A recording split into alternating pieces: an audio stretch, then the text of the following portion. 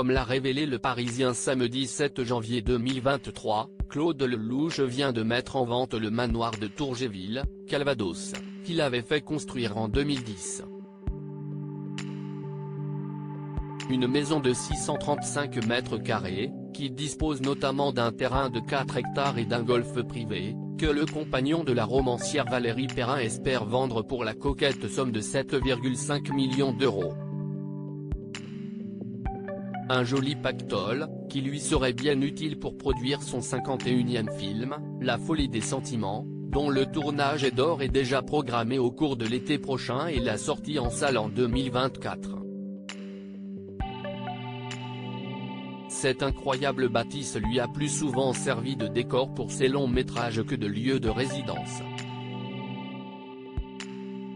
On a tourné dedans plusieurs scènes du film Les plus belles années d'une vie, avec Jean-Louis Trintignant et Anouk Aimée, mais aussi des passages de Chacun sa vie.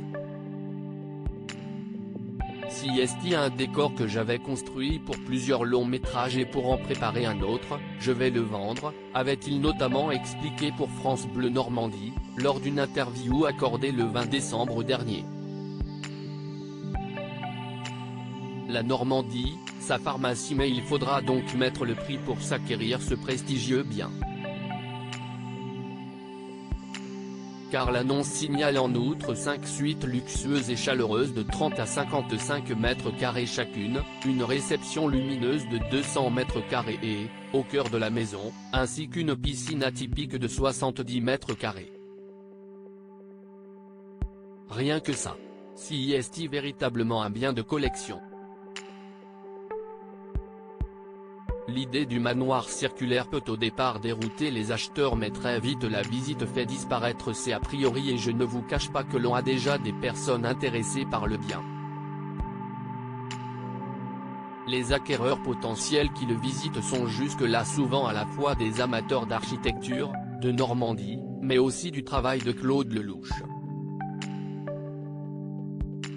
Il faut dire que ces passions se rejoignent naturellement, a notamment déclaré le mandataire immobilier pour Le Parisien. Reste donc désormais à savoir qui deviendra le nouveau propriétaire de cette sublime demeure située en Normandie, cette région que le réalisateur octogénaire a souvent qualifiée comme sa pharmacie.